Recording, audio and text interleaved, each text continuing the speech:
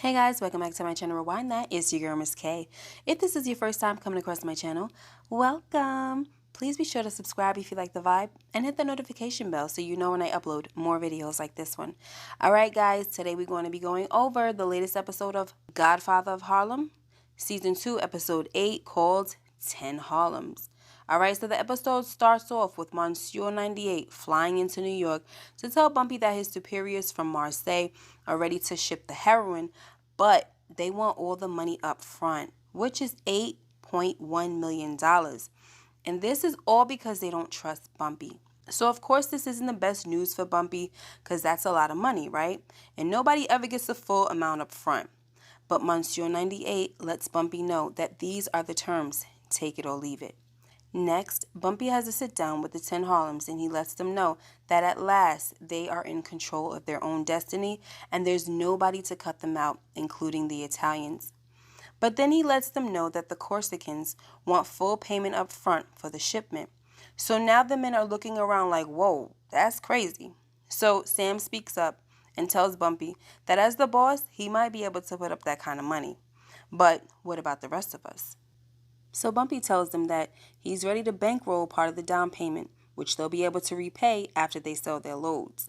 So some of the guys still weren't happy with this, right? They weren't happy with this offer, and Bumpy tells them to take it or leave it.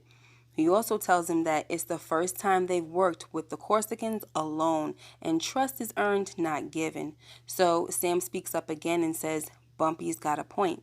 Then he brings up the crabs in a barrel mentality in which a certain type of person will try to tear down another person who starts doing well. So after Sam brings this up, he tells them that it's most important to build each other up. So now everyone is on board, right? Meanwhile, the 5 families are having their own meeting and Bonanno lets them know that the blacks are their biggest problem right now. He tells them that this is war and we gotta wipe them out.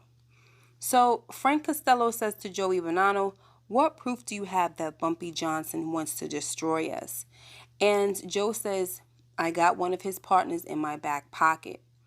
And in walks Sam, the man who talks all that crap about the crabs in the barrel syndrome, right? He turns out to be the king crab. Next, Morgenthau makes 23 arrests across the 5 families, but this isn't enough for him because he wants the big fish, right? He's tired of the bosses being untouchable. But anyway, he gets a message that Bumpy wants to meet with him. So he has to sit down with Bumpy and Bumpy asks him if the immunity deal was still on the table. So Morgenthau tells Bumpy that the deal is off the table because he no longer works with the Italians and is now in competition with them. Then Morgenthau tells Bumpy that even if the deal was still on the table, he wouldn't take it because he's really there on a fishing expedition. And, Morgenthau is pretty smart too. He knows that Bumpy is not a snitch, so he got to be there for something else, right? Fishing for information. Anyway, he tells Bumpy that it's becoming clear that he no longer wants a seat at the table with the Italians because he wants the whole freaking table for himself. Next, Bumpy tells Chance and Nat that one of their guys is dirty. This is because during his meeting with Morgenthau, he mentioned the fact that Bumpy was bankrolling the Harlems.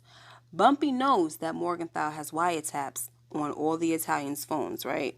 So the only way Morgenthau could know this information is if someone from the 10 Harlems told the Italians, in which that conversation could be heard through wiretaps. So Bumpy figures that one of their guys has to be working with the Italians because the only time he ever mentioned bankrolling the Harlems was during their meeting at the Geechee. And there are no wiretaps at the Geechee, right? Because Chance let it be known, look, we check this place every single night. So Bumpy tells Dale and Nat that they need to do some sniffing around, and he knows exactly where they could start. Next, Chin and Joe tell Sam that they'll help him and the Harlems pay for the shipment and let Bumpy take the risk of transporting it there to New York. Sam also tells Bonanno that Bumpy is gathering some of the money for his share of the narcotics as they speak. Then Chin asks Sam why he was backstabbing Bumpy because he remembers that Bumpy told him that Sam was his main man. So Sam says, I like money just like the rest of you guys, and I like being boss. So before Sam leaves, he tells Chin and Bonanno that once he has Bumpy in his pocket, he'll have more information for them. So he leaves the bar and, staked outside, are Nat and Chance, and they see that Sam is the dirty crab in the barrel. So Chance says, now we got to find out who else is on Sam's side. And he says, I'm betting that it's Reggie Hill out of Baltimore. And we know from last week's episode, guys, that when Nat was stealing Doogie, he was selling it to Reggie, who expressed to Nat that he wasn't down with the 10 Harlems. So Chance tells Nat that he's going to have to tell Bumpy what he did, because at this point, it's the best way to get to the bottom of all this treachery, right? Plus, Reggie betrayed Bumpy when he bought the Doogie from Nat. And Chance was right when he said, if you betray little, you'll betray big too, right? But Nat is not trying to hear this, guys, right? Because he knows that Bumpy will kill him. So Chance tells Nat that if he doesn't tell Bumpy, he will. So now Nat has no choice because his back is against the wall. Next, Malcolm meets up with Elise and she tells him that Captain Omar is coming to New York because the Holy Apostle is furious that Malcolm spoke about his infidelities publicly, right? So Malcolm tells Elise that the arrival of Captain Omar signifies that the threat against him has escalated. Malcolm then tells Elise that it also means the threat has escalated against her as well. So now he urges her to leave the mosque for her own safety, but Elise insists that she stay there to be his eyes and ears, right? But Malcolm tells Elise that she will be subjected to an interrogation, but Elise still insists on staying. Next, Captain Omar arrives at the mosque, and he asks Brother Henry if the mosque got rid of all who were loyal to Malcolm. And Henry and Sister Marnie answered yes. But then they take Omar to the room where Elise cares for the ailing addicts, right? They tell him that Elise used to be very close to Malcolm, and they had their doubts about her, but they overcame them when she took a very strong position against Malcolm. So Captain Omar was just standing there looking type love struck, okay, guys? And once he got into his office, he tells Sister Marnie to ask Sister Elise if she would have lunch with him. Next, Nat tells Bumpy that he's been stealing Doogie and sold it to Reggie. So Bumpy is pissed, but he still wants to know if Reggie said anything about Sam Christian and a few other guys. But Nat tells Bumpy that he told him everything he knows. Then Bumpy says, you didn't tell me why I shouldn't kill you. You betrayed me and you lied to me. How can I trust you? And Nat was just like, look, I'm not about to sit here and insult your intelligence, but this is me. You know me. I'm with you and I've been by your side. So when Bumpy raised his gun to Nat's head, I was like, oh my gosh, please, Bumpy, don't do it, okay? I have my hands to my face, holding my face and everything, guys, all right? But I was definitely happy when he did not kill Nat and he gave him another chance. But he did let him know that the mission he's going to send him on might be suicidal. He lets Nat know that he needs to go to Reggie and tell him that he wants to be on his side, so that he could find out who's with Bumpy and who's against him. So when Nat says that Reggie will never believe that he flipped on Bumpy, Bumpy says, well, I guess we're going to have to convince him. Then he starts hooking off on Nat, okay? Next, Nat goes to Reggie with his face all jacked up now, right? But Reggie wasn't really buying what Nat was trying to sell, okay? Plus, he let Nat know that Bumpy not killing him after stealing Doogie doesn't sound like Bumpy at all. Then Reggie says, I got half a mind to think you're testing me. So Nat leans in and says to Reggie, look at my face. I'm done with Bumpy.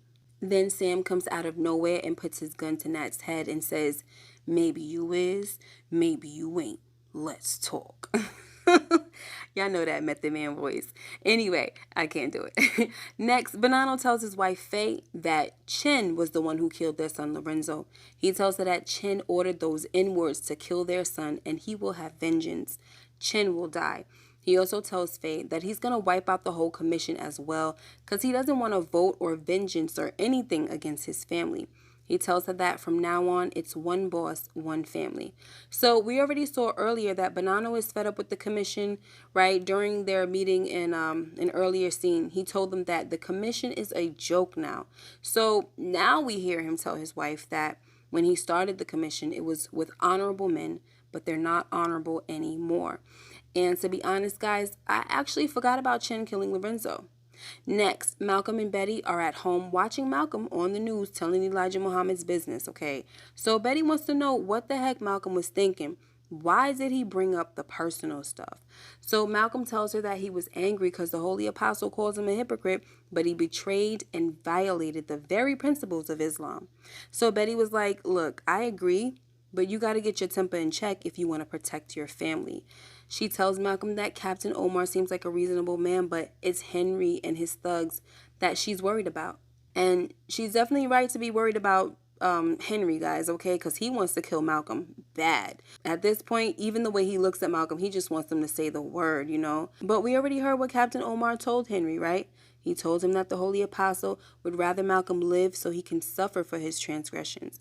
But if you guys ever watched Who Killed Malcolm X on Netflix, it was like the total opposite of what Captain Omar was saying, okay? Because in that documentary, a few people were basically saying that Elijah Muhammad was sending subliminal messages to kill Malcolm X. I'm not going to get into like the verbatims or anything right now, but if you haven't watched Who Killed Malcolm X, you should, okay? And you will definitely see that it's a total different tone from wanting to keep him alive so that he could suffer, okay? I think that's how it started out, you know, but things changed once he just kept running his freaking mouth, right? And the folks just wanted Malcolm dead. And the supposed rule is that the fruit of Islam doesn't do anything without instruction from the Holy Apostle. So they were basically saying that Elijah Muhammad ordered it, you know? It's really spooky stuff, guys. Anyway, next, Captain Omar has lunch with Elise and he expresses his interest in her. He lets her know that his wife died 2 years ago and he is now ready to open his heart.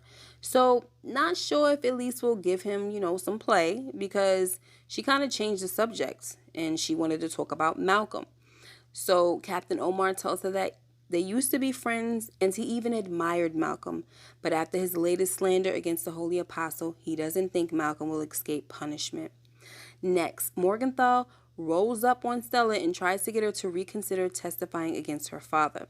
But Stella told him that she's done talking. Even after Morgenthau tells her that knowing about her father's criminal activities is just as bad and makes her a co-conspirator and subject to all remedies of the law. Next, Sam meets up with Bumpy, and at this point, he's tired of the facade, okay, guys? So he tells Bumpy that him and the Harlems are going to pay for the entire load with help from the Italians. He tells Bumpy that if he wants to be a part of his 10 Harlems, he's come to collect Bumpy's share instead of the other way around. So Bumpy asks Sam how he plans to smuggle in all the doogie without Monsieur 98. And Sam tells Bumpy that he's going to help him with that because he has Nat. And if Bumpy wants to keep Nat alive, he's going to do what he says.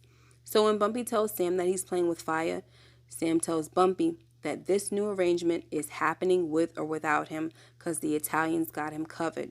He tells Bumpy that it's just business and it's time for the new generation to step up. He also tells Bumpy that if he says no, then the Italians and him will be gunning for Bumpy all over again.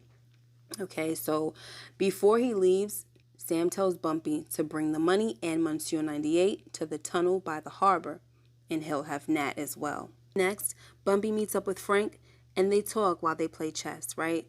Frank tells Bumpy that the commission is dying before his eyes and he can't do anything about it. He also tells Bumpy that he doesn't trust Bonanno. So Bumpy takes this opportunity to ask if Sam and the other Italians are putting a hit out on him. Frank says, if I answer that, I will be breaking a sacred oath. So Bumpy says, what would make you a bigger traitor to your oath, answering my question or letting Bonanno rip apart the commission under your watch?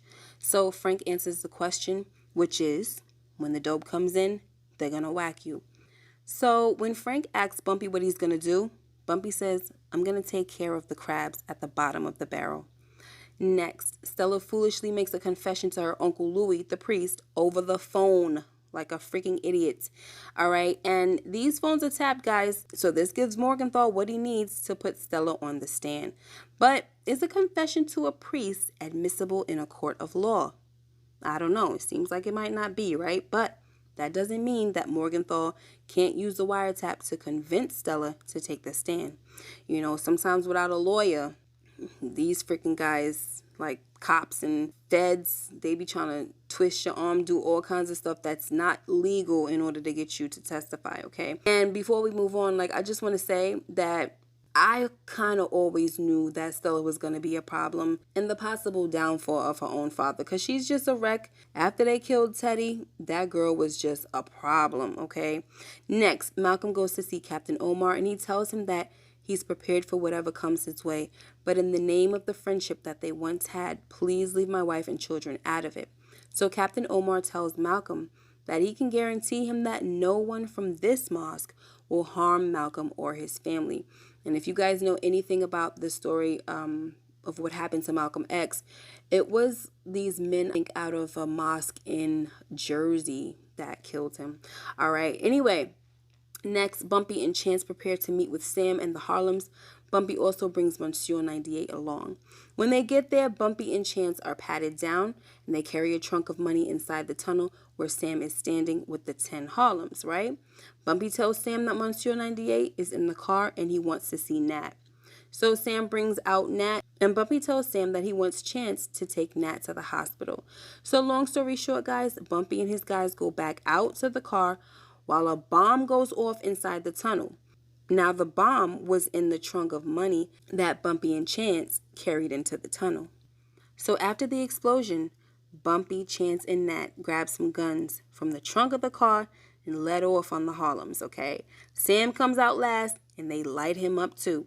Then Bumpy stands over him and says, "Sorry, Sam, it's just business." Then shoots King Crab in the head. But this wasn't easy for Bumpy, guys, okay? And he even had a tear in his eye. Anyway, Bumpy tells Monsieur 98 that he has his money.